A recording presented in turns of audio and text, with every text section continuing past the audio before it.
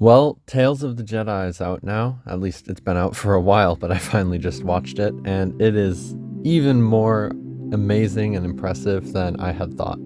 It does change some things from the expanded universe, which I'm not super fond of, even though I recognize they are pretty good changes. Just being someone who read all the expanded universe books and stuff, it takes some time getting used to, but I'm okay with that, and Clone Wars has done that before, and I think they do it pretty well here. So first I'll talk about it without any spoilers, and then don't worry, if you're still watching the Clone Wars or something and don't want spoilers for it, then I'll give a spoiler warning before I talk about any real details. So for my overall thoughts on this show, it is basically another very short Clone Wars season, which is honestly fantastic, and watching this made me so excited because it's so Star Wars, so fun, so deep, even with how short it is.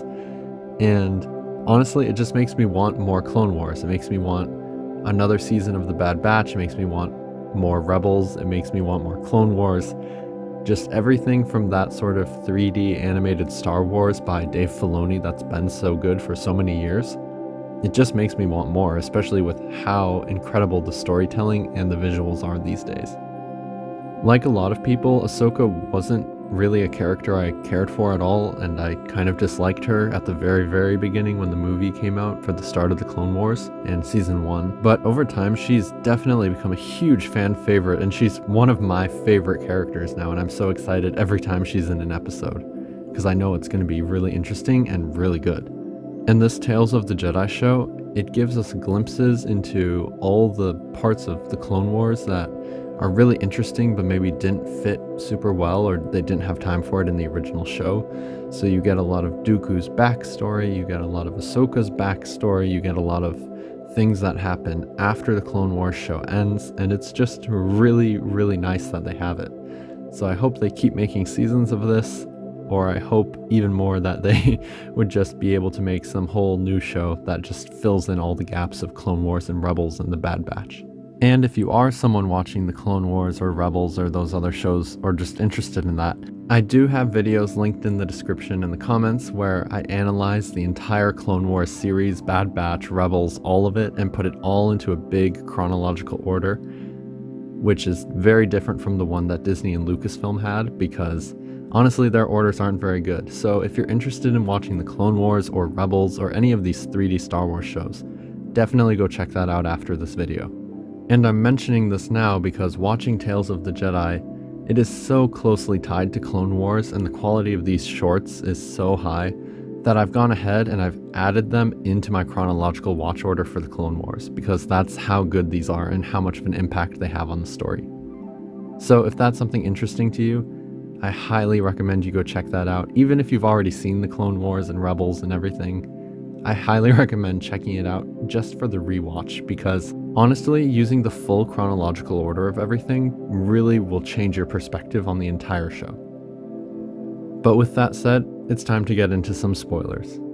So the first episode of Tales of the Jedi has Ahsoka's story, and then it cuts to Dooku, and then it cuts back to Ahsoka. So I'll talk about these two separately, and I'll talk about Dooku first. So to start with the few bad things I noticed, or at least in my opinion thought were not as well done as they should have been. The young Count Dooku, that art style is interesting. It doesn't look that much like Christopher Lee to me. It didn't really match the voice, but okay, I can let it slide. And then the other big thing that stood out to me was just how quickly he becomes so brutal.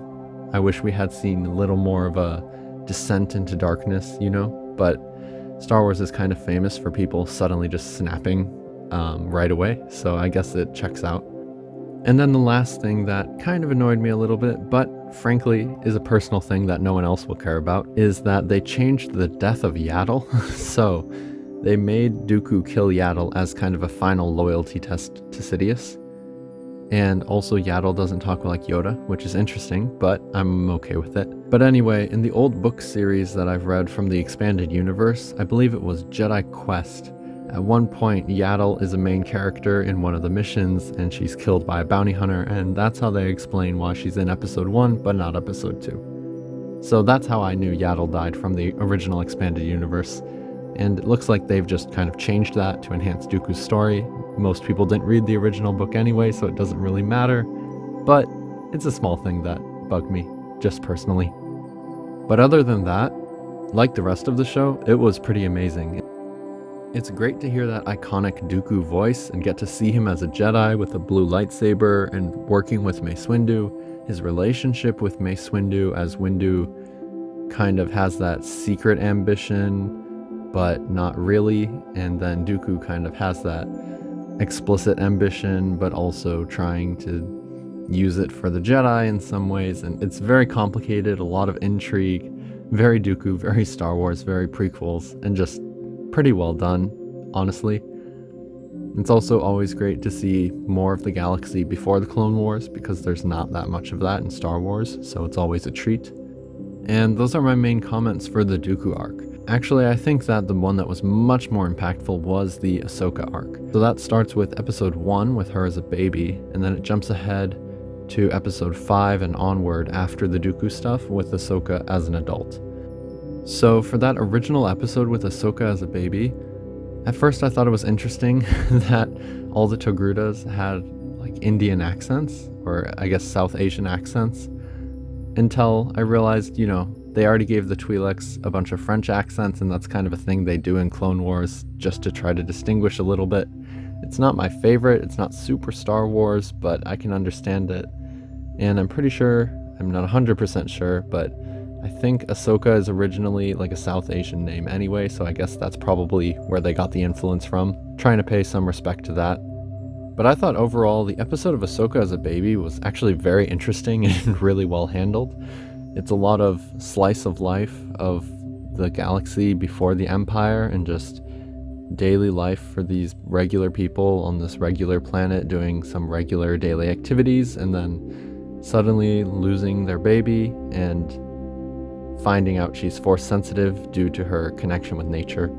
I thought it was very wholesome, and honestly, the biggest thing that stood out to me, especially as the first episode, was just how incredibly beautiful the art style and the animation were.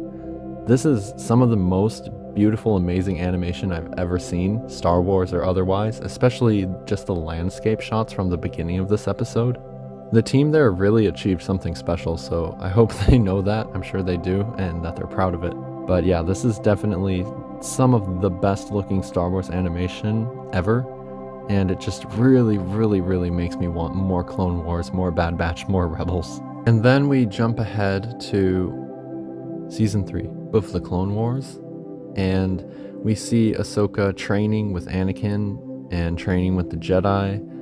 And there's so many things in this episode that were actually really subtle and really, really well done. And I will get into those soon.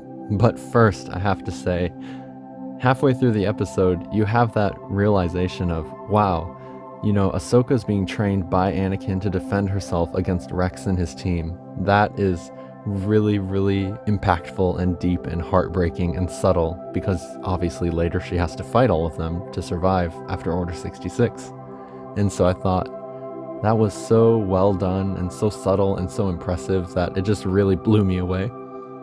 But then, at the end of the episode, they basically just completely take away all the subtlety that was ever possible and hit the audience with it over the head and just say, hey, do you remember she fights all the clones after Order 66? That's why it's meaningful, guys. Pay attention.